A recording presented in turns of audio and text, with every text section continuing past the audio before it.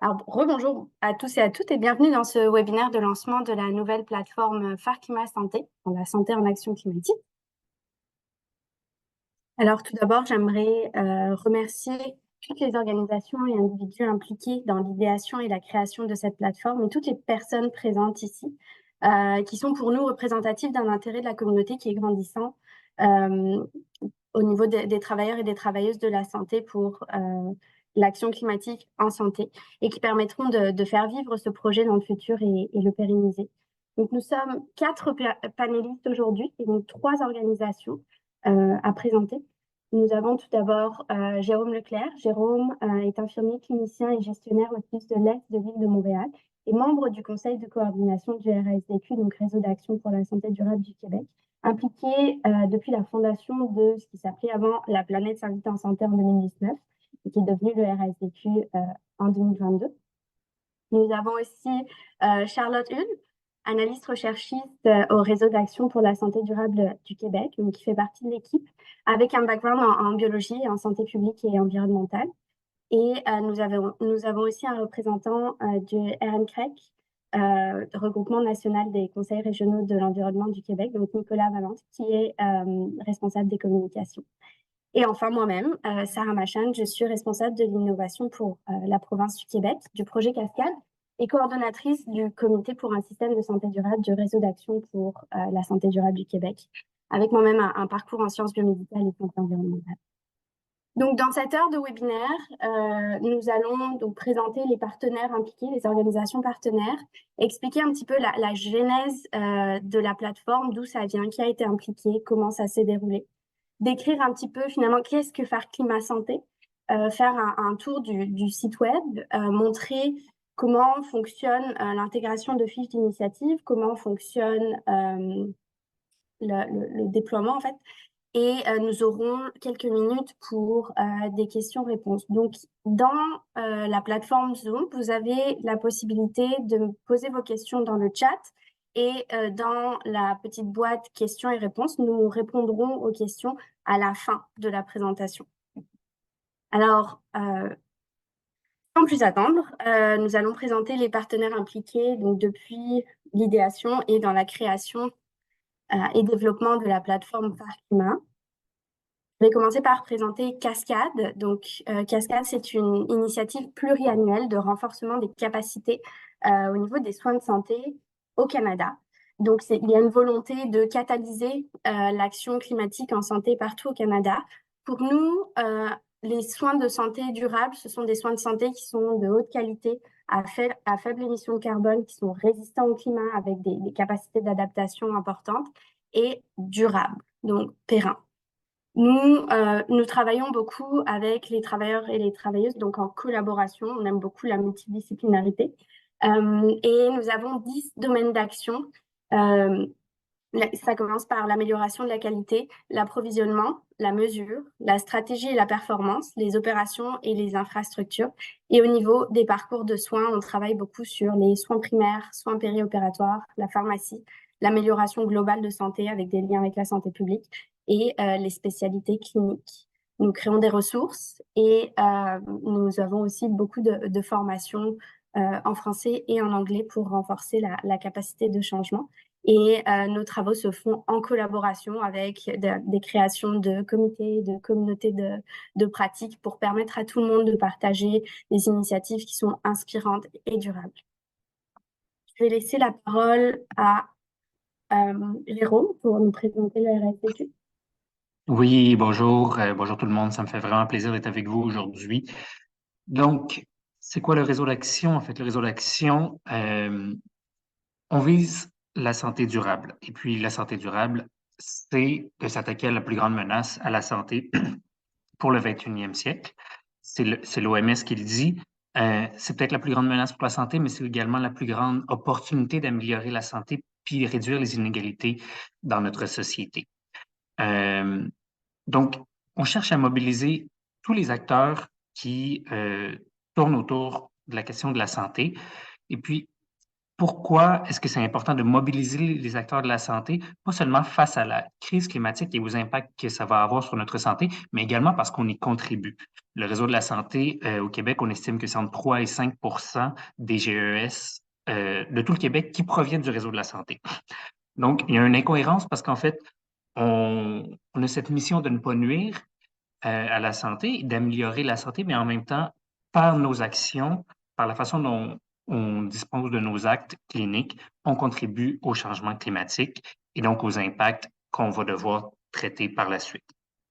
Donc, c'est avec cette vision-là que le réseau d'action euh, a été créé.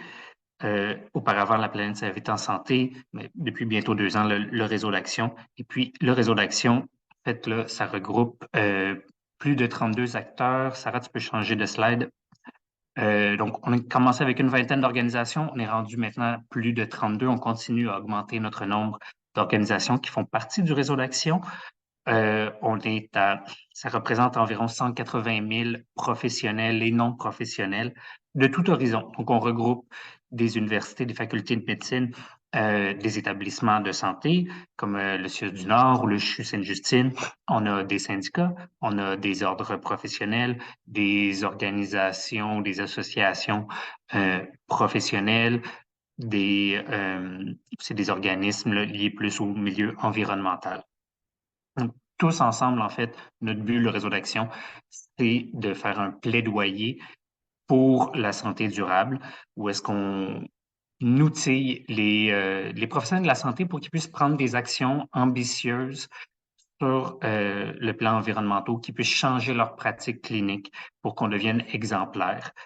Donc, voilà, c'est à peu près ça le réseau d'action puis on participe là, dans le fond, en collaboration avec Cascade et le réseau national des conseils régionaux en environnement du Québec, parce que je vais laisser Nicolas le présenter.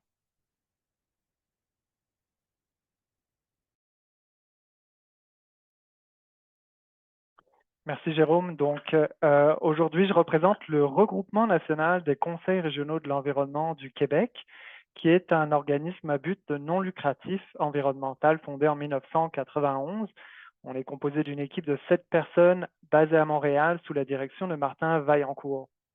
Le RNCREC représente 17 conseils régionaux de l'environnement qui sont répartis sur l'ensemble du territoire et qui chacun reste autonome, œuvrant pour la protection de l'environnement et la promotion du développement durable à l'échelle de leur région. Le réseau rassemble de cette façon environ 220 professionnels aux expertises variées qui correspondent aux enjeux de leur région. Donc, la mission du RMCREC, c'est d'interpeller, d'accompagner, d'influencer les décisionnaires pour protéger l'environnement et promouvoir le développement durable dans une perspective de défense de l'intérêt public. La diapo, merci. Donc, concrètement, ça veut dire quoi? On fait plusieurs choses dans notre quotidien. On entretient les relations constructives qui sont axées sur les solutions avec les décisionnaires, les professionnels, les élus, les gestionnaires de municipalités, de gouvernements, de corporations. Également, on présente des recommandations qui sont crédibles et réalistes grâce à nos spécialistes qui sont sur tout le territoire, donc par le biais de mémoires lorsque des entités comme des gouvernements proposent des consultations. Aussi, on participe activement au sein de différents comités de travail et d'alliances, pour en nommer juste quelques-unes, l'Alliance Transit pour le financement du transport en commun, le Comité consultatif pour la stratégie nationale d'architecture et d'aménagement du territoire, ou encore le comité de pilotage de la COP 15 qui avait lieu à Montréal en décembre 2022. Enfin, on coordonne des projets d'envergure nationale avec et pour les conseils régionaux de l'environnement. Je peux nommer l'exemple des consultations sur le plan nature 2030 qui avait lieu l'automne dernier, une collaboration avec le ministère de l'Environnement du Québec. Les indicateurs environnementaux, qui est un projet encore en évolution en interne au RNCREC, ou encore là, le tout prochain événement qui sera le Forum national de l'action climatique qui aura lieu à Montréal les 16 et 17 avril. On va passer la diapo. Donc, ça nous conduit à Phare Climat, puisque finalement, Phare Climat s'inscrit dans un des projets du RNCREC qui s'appelle Climat de changement. C'est une démarche d'envergure pan-québécoise qui implique l'ensemble des 17 conseils régionaux de l'environnement. Cette démarche, elle nous permet d'atteindre, ou en tout cas de participer à atteindre les objectifs de carboneutralité du Canada d'ici 2050 et de préparer les communautés au changement climatique pour améliorer la résilience collective. Et parce que toute la société doit faire des efforts, on a vu un énorme potentiel de collaboration avec le milieu de la santé, ce qui nous amène aujourd'hui. Vous pouvez changer les choses de manière concrète dans vos sphères d'activité et d'influence et ensuite le valoriser sur Phare Climat Santé. Donc, la présentation va vous présenter cette nouvelle plateforme Phare Climat Santé.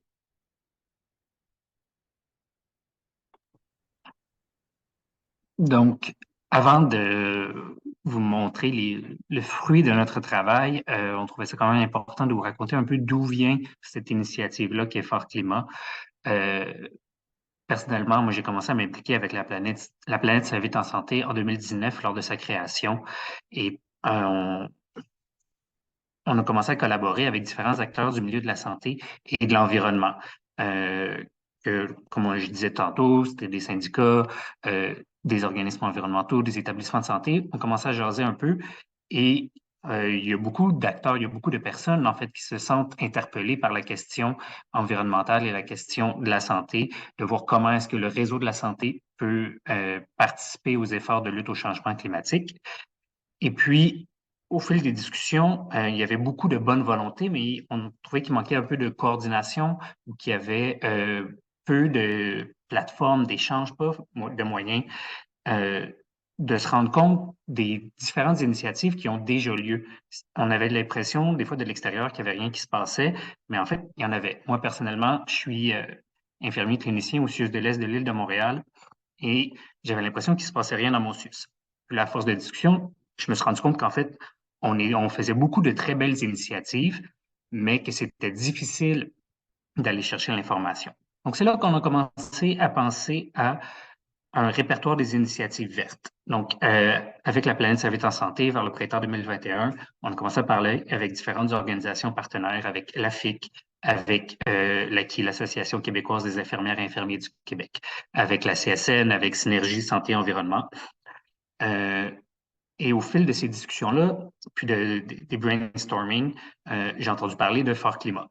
Donc, Fort Climat, qui était déjà une plateforme là, qui existait depuis 2017, portée par le RNCREC, principalement axée sur le secteur municipal.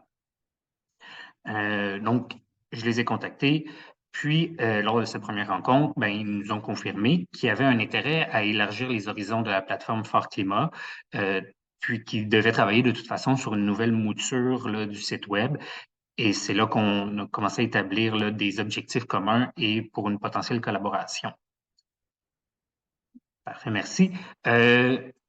Donc, concrètement, le travail a commencé plus à l'été 2021. On a fait une fiche de projet. J'ai eu la chance aussi de discuter avec des représentants du ministère pour voir comment est-ce que ce projet-là pourrait être intégré dans ce que le ministère de la Santé, à travers les comités de développement durable qui existent déjà dans tous nos établissements de santé, comment est-ce que ça pourrait être un atout? On ne voulait pas que ça nuise ou on ne voulait pas couper l'herbe sur pied de ces regroupements-là là, qui sont déjà très pertinents. Mais on se demandait comment intégrer des organisations qui ne sont pas des établissements de santé. Donc, je parlais tantôt des syndicats, des ordres professionnels, des regroupements environnementaux ou des associations de professionnels. Comment permettre à tout le monde d'échanger facilement. Donc, suite à ces rencontres-là, on a pris ces connaissances-là, puis j'ai eu aussi une discussion avec Cascade qui venait d'être créée, puis qui avait aussi un objectif de développer une plateforme ou en tout cas un moyen d'échange sur les initiatives en santé durable. Fait qu'on s'est entendu pour collaborer, évidemment, ce qui nous a mené finalement à l'hiver 2022, où est-ce qu'on a pu commencer à travailler entre Cascade, le RNCREC et le Réseau d'action pour la santé durable du Québec. On a invité d'autres organisations aussi qui avaient montré un intérêt à venir brainstormer avec nous pour nous aider à orienter le projet, à le façonner. Il y avait notamment IFMSA Québec qui avait participé à la rencontre puis qui nous avait aidé à alimenter la discussion. Tout ça pour arriver finalement à l'hiver 2023. Évidemment, chaque chose prend du temps, mais on a pu signer une entente de collaboration, créer un cahier des charges et commencer à développer le site web proprement dit, qu'on est enfin très heureux de vous présenter aujourd'hui et qui, j'espère, va avoir un impact positif et qu'on va réussir à atteindre nos objectifs qu'on s'était fixés au départ lorsqu'on commençait à avoir l'idéation pour cette plateforme-là.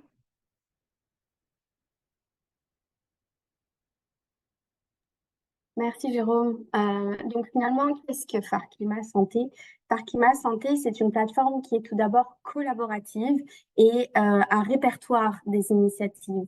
C'est une plateforme qui permet le transfert d'expertise et un maillage entre responsables d'initiatives parce que une des choses desquelles on s'est rendu compte au fur et à mesure des discussions avec les partenaires, des discussions entre nous, c'est que il était souvent difficile de voir ce qui était fait partout dans les établissements de santé au Québec en termes d'action climatique, alors qu'il y a une volonté de travailler de moins en moins en silo, une volonté de faire rayonner les pratiques exemplaires, de créer les meilleures pratiques, des idées en fait qui sortent un petit peu partout. Et il y avait un potentiel de collaboration et un potentiel de synergie entre les initiatives qui était très grand. Et donc, c'est un répertoire qui va permettre aussi de faciliter la communication intra et inter-établissement. Je nomme intra aussi, puisqu'on sait que les CIS et les CIUS sont très gros et qu'il est parfois difficile de savoir ce qui se fait. Donc, cette plateforme-là pour l'action climatique va permettre aussi pour les personnes curieuses, en fait, de savoir ce qui est en train d'être mis en place dans les CIS et CIUS et potentiellement les établissements privés aussi. Et finalement, l'objectif qu'on a, notre objectif partagé là, avec les trois organisations présentées aujourd'hui, c'est de faciliter le virage éco-responsable du réseau de la santé, donc de pousser un petit peu, de créer du momentum, de pérenniser ce mouvement au niveau du réseau de la santé. Et je vais laisser la parole à ma collègue Charlotte pour montrer un petit peu comment fonctionne le site. Alors, donc en fait, quand vous allez arriver sur la plateforme Phare Climat, donc avec l'adresse web phareclimat.ca, vous allez pouvoir, dans le fond, voir l'historique, les missions et les partenaires, donc avec un accès aux sites web respectifs, donc par exemple de Cascade, du RASDQ et du RNCREC. Donc là, je reviens pas là-dessus parce qu'on a déjà vu ça. Mais nous, ce qui va nous intéresser aujourd'hui, ça va être les initiatives. Donc, quand vous allez cliquer sur l'onglet initiatives, ça prend un peu de temps, vous allez avoir donc le répertoire. Donc aujourd'hui, on a 15 initiatives qui ont été recensées avec des domaines d'action qui sont très diversifiés. Donc on peut voir par exemple avec la création de jardins communautaires, donc ça rentre dans la biodiversité. Je suis désolée. Ça va aussi vers l'alimentation durable avec Daily Papy par exemple, et à la gestion des matières résiduelles avec le recyclage au bloc opératoire. Donc, il n'y a pas encore énormément d'initiatives, mais on peut également faire une recherche par défaut. Donc, par exemple, si vous pouvez sélectionner un établissement qui vous intéresse plus, ou un domaine également, donc voilà, transport et mobilité durable. Si vous cliquez dessus, vous allez avoir toutes les initiatives en transport et mobilité durable. Donc la dernière petite fonction qui est très pratique, c'est la carte interactive. Donc ici, on a la possibilité de voir les initiatives et de cliquer directement sur une région qui nous intéresse.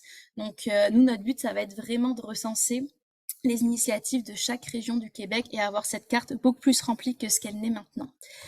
Donc, hop, par exemple, si je clique à Montréal, voilà, je vois qu'il y en a par exemple à Saint-Jérôme. Donc, je clique et je peux accéder directement à l'initiative qui a lieu à Saint-Jérôme. Donc, c'est ça. Donc, moi, hop, je vais juste enlever la carte pour l'instant. Et on va prendre un exemple, par exemple, de la fiche du recyclage au bloc opératoire. Donc, quand vous allez cliquer sur la fiche, hop, vous allez pouvoir identifier donc le titre de l'initiative, la région dans laquelle elle est établie. et l'installation dans laquelle l'initiative est réalisée. Donc sur la partie gauche, vous allez voir tout ce qui est description de l'initiative, donc avec potentiellement du contexte. Voilà, ça vous explique un petit peu comment l'initiative est mise en place, avec quels outils, etc. Sur la partie gauche, on a par exemple le type d'initiative, la date de début et de fin du projet, l'état du projet et les objectifs. Quand on descend dans la fiche, on a une partie financement et partenaires, donc ici qui n'est pas remplie car elle n'est pas obligatoire, mais qui potentiellement pourra vous être utile à vous. On peut également regarder les directions qui sont responsables. Donc ici, par exemple, c'est le comité d'anesthésie et de l'environnement. On a également le nom du demandeur, donc ici c'est moi-même, mais ça peut être très utile pour pouvoir contacter la personne si vous avez des questions sur l'initiative ou si vous voulez par exemple mettre en place son initiative dans votre établissement. On a ensuite tout ce qui est retombées de l'initiative. Donc ici, c'est calculé au niveau des retombées environnementales. Mais quand on va faire un exemple de remplissage de fiches ensemble, vous allez voir qu'il y a plusieurs types de retombées et que ce sera à vous de sélectionner quelles retombées vous aimeriez mettre. Enfin, la dernière petite chose, ça va être le site web. Donc vous allez avoir la possibilité de mettre un site web ou donc de votre établissement, ou bien de mettre un article qui parle de votre initiative, par exemple. Ça peut être très intéressant. Donc là, on a la photo et vous pouvez également enregistrer la fiche au format PDF si vous voulez, par exemple, l'enregistrer ou l'imprimer. Donc, hop, je vais revenir à mon petit... Hop, ça. Donc, le dernier onglet qui est très important, ça va être celui de nous joindre. Donc, si jamais vous avez une question pour remplir une fiche ou si vous avez des difficultés ou autres, vous avez la possibilité de remplir ce petit formulaire avec nous, donc en mettant votre nom, votre courriel, votre message, et nous, on se fera un plaisir de vous répondre dans les plus brefs délais. Donc, la deuxième partie, ça va être de remplir une fiche directement. Donc, hop, alors, est-ce que... Hop, ça... Ah non, je peux pas. Alors, donc, tout d'abord, il faudra vous créer un compte. Donc là, vous avez l'onglet sur votre droite où est-ce qu'il va vous falloir seulement une adresse mail, votre nom, votre prénom, et votre compte sera créé. Donc, une fois que vous avez créé votre compte, vous allez pouvoir cliquer sur Publier l'initiative et vous allez directement arriver sur cette page-là. Donc, en fait, là, il va falloir des informations obligatoires. Donc, avant de remplir ça, soyez sûr que vous ayez bien le titre de l'initiative, les domaines d'action, l'adresse et le nom des établissements dans lesquels l'initiative est réalisée, les directions qui sont impliquées, potentiellement la date de début et de fin, et surtout la description et l'objectif de l'initiative. Ce qui est aussi important, c'est la photo. Comme vous avez pu le voir auparavant, c'est assez bien d'avoir un visuel de votre initiative. Donc moi, par exemple, je remplis une fiche fictive dont le nom est la récupération des gaz anesthésiants. Donc hop, là, je remplis mon titre. Ensuite, je vais pouvoir cocher les domaines d'action. Donc il peut y en avoir plusieurs. Moi, par exemple, ici, je vais juste cocher la qualité de l'air et les émissions atmosphériques. Donc ensuite, vous allez devoir remplir le nom de votre région. Donc moi, normalement, vous avez voilà, toutes les régions.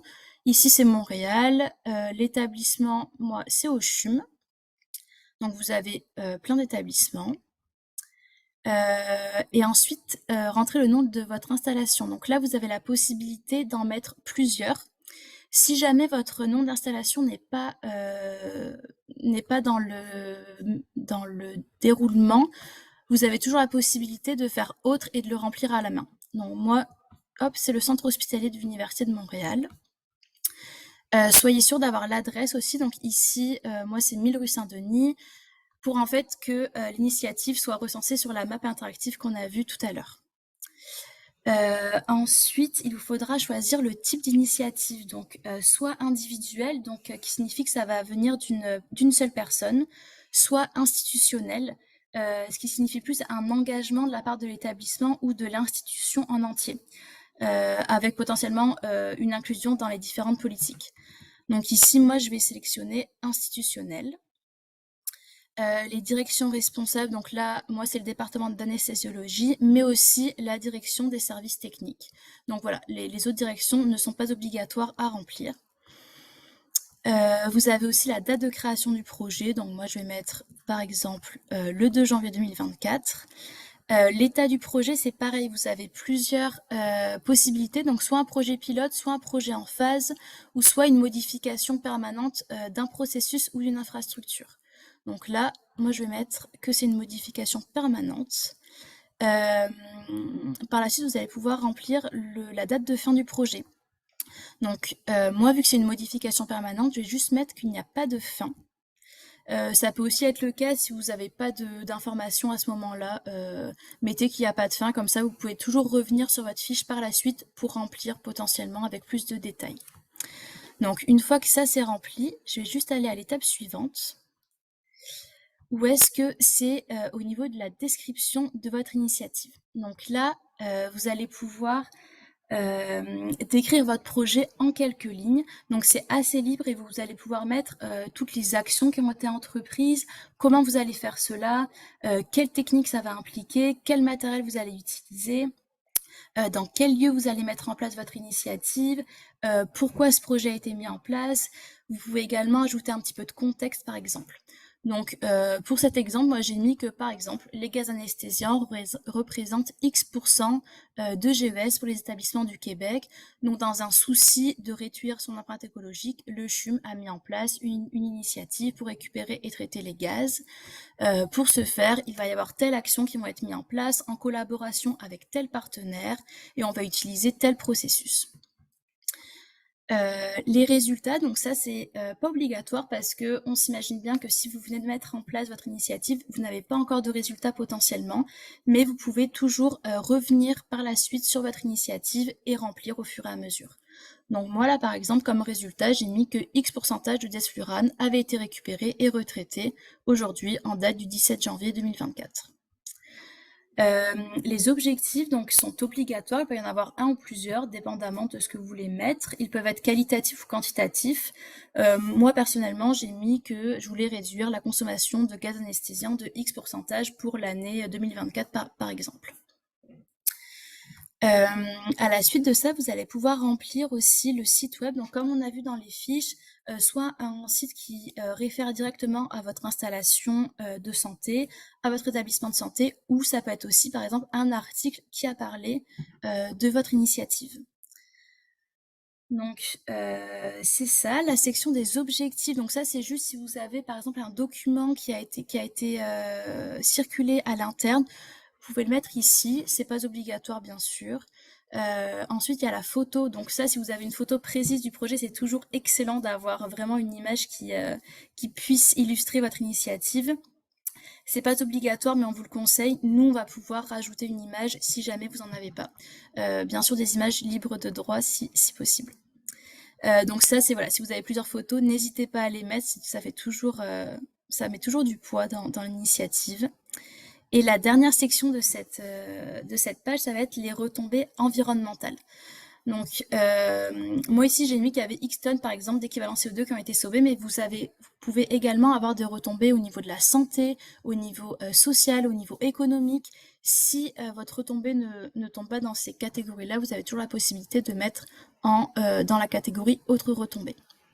Encore une fois, si votre initiative est assez nouvelle, vous pouvez toujours revenir sur votre initiative et compléter au fur et à mesure. Donc, une fois que ça s'est rempli, vous passez à l'étape suivante et les 3 dernières étapes sont un petit peu plus rapides à remplir. Donc, la 3e étape, c'est exclusivement sur le financement. Donc, rien n'est obligatoire dans cette section. Pour nous, on a décidé de remplir, par exemple, le coût de l'initiative qui nous a coûté 100 000 $. Vous avez la possibilité de mettre le ou les bailleurs de fonds si vous en avez. Donc ici, par exemple, j'ai mis que c'était le Fonds de développement durable du CHUM qui m'avait octroyé un montant de 150 000 $. Vous avez également la possibilité de mettre la période de retour sur investissement. Donc là, on a mis 1 an. Mais c'est ça. Si vous n'avez pas ces informations-là, c'est pas grave, remplissez quand même les fiches. Là, on va vous demander les coordonnées du demandeur. Donc, elles sont pas destinées à un usage, à être diffusées en fait, mais à un usage interne si on a des questions, nous, pour vous, donc pour vous demander par exemple plus d'informations ou quoi que ce soit. Donc, juste remplir votre nom, votre prénom et votre adresse mail où est-ce qu'on puisse vous joindre. Votre numéro de téléphone éventuellement, mais c'est pas obligatoire. Donc pour finir, l'étape 5, ça va être les ressources du projet. Donc si par exemple le nom de la personne ressource est différente de la personne qui a demandé, vous allez pouvoir répondre non à cette question. Et vous allez avoir la possibilité de remplir donc le nom de la personne ressource, son titre et son adresse courriel. Donc ça c'est très important. Et cette dernière petite question va être également très importante parce que ça va autoriser ou non la plateforme à diffuser le nom et les coordonnées de cette personne-là. Donc nous, on conseille toujours de le faire parce que c'est vraiment une plateforme qui est faite pour que les porteurs d'initiatives puissent rentrer en contact les uns avec les autres. Donc c'est ça, une fois que c'est complété, vous allez pouvoir cliquer sur envoyer la demande et ce sera ensuite à nous de vérifier la fiche et de la compléter au besoin, voilà, de rajouter une image, de compléter des petites sections ou quoi que ce soit et ensuite pour qu'elle soit publiée sur le site. Donc c'est ça, c'est assez simple comme procédé, mais voilà, on espère que vous allez en remplir beaucoup. Donc merci beaucoup pour votre écoute. Merci Charlotte. Je vais repartager mon écran simplement pour revenir sur les informations desquelles vous allez avoir besoin pour remplir la fiche d'initiative. Donc les informations à prévoir à l'avance. Donc comme vous avez vu, il y a certaines parties du formulaire qui sont obligatoires, puis certaines qui sont très utiles. Alors je laisse mon écran ici, que je laisse partager. Donc je vais juste répéter ce que Charlotte a dit. Ça va être important d'avoir une personne ressource, le nom d'initiative, le type, le domaine d'action. Donc, on a plusieurs domaines d'action disponibles sur le site Internet. On a essayé de faire en sorte à ce que ces domaines d'action soient le plus représentatifs possible de ce qui est fait actuellement dans le domaine de l'action climatique en santé.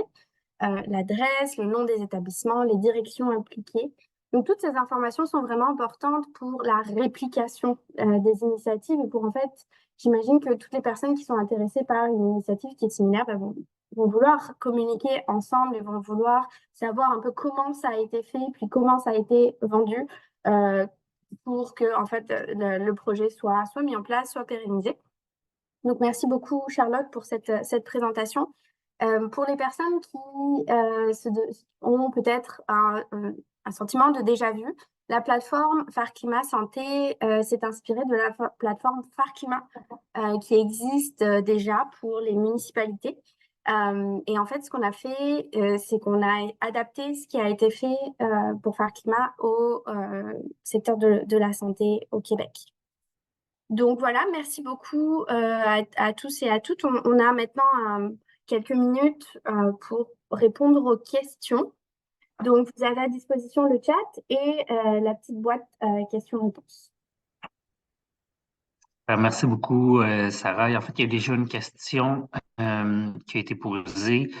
Est-ce que seuls les établissements de santé peuvent remplir des fiches? Est-ce que des regroupements de recherche ou professionnels ou encore des universités peuvent remplir des fiches? Je peux peut-être commencer à répondre. Pour la première réponse, ce serait, en fait, ça dépend. Est-ce que votre regroupement de recherche est situé dans un établissement de santé et est-ce que vous faites de la recherche en santé? Ce qu'on essaie de toucher le plus possible, bien évidemment, c'est les établissements de santé, mais on est conscient ici que, par exemple, au CHUM, il y a le centre de recherche du CHUM à l'intérieur du CHUM. Donc, dans ce cas-là, étant donné que ça touche géographiquement un établissement de santé, c'est aussi de la recherche en santé, alors ici, la réponse serait oui, mais ça dépend. Est-ce que Phare Climat va inclure les autres provinces qui ont des établissements de santé et desservir les communautés francophones?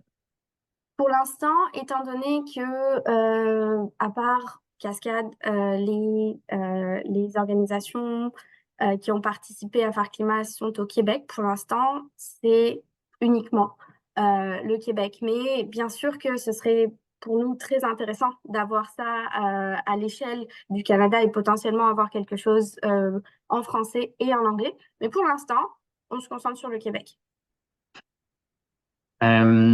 Katia demande, parce qu'en fait, lorsqu'on recherche sur Google, on voit seulement le site de Phare Climat normal et pas encore Phare Climat Santé. Si je ne m'abuse, ça va être réglé très prochainement. L'adresse est un peu différente aussi, là, c'est phareclimat.ca pour Phare Climat Santé. Oui, parce Euh, que Phare Climat, pour les municipalités, c'est phareclimat.com. ouais. C'est vraiment pas français. Merci, Jérôme. Et Héloïse pose la question, pensez-vous inclure les centres de santé des communautés autochtones?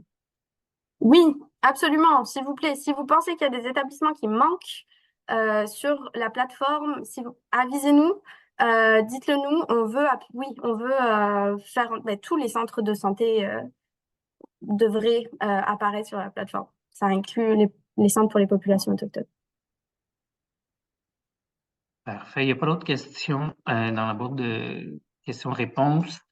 Il y a la slide avec nos différentes infolettres pour les 3 regroupements et pour les initiatives. On va essayer de les diffuser également dans nos infolettres respectives quand il y a des nouvelles initiatives qui ont été publiées sur Phare Climat.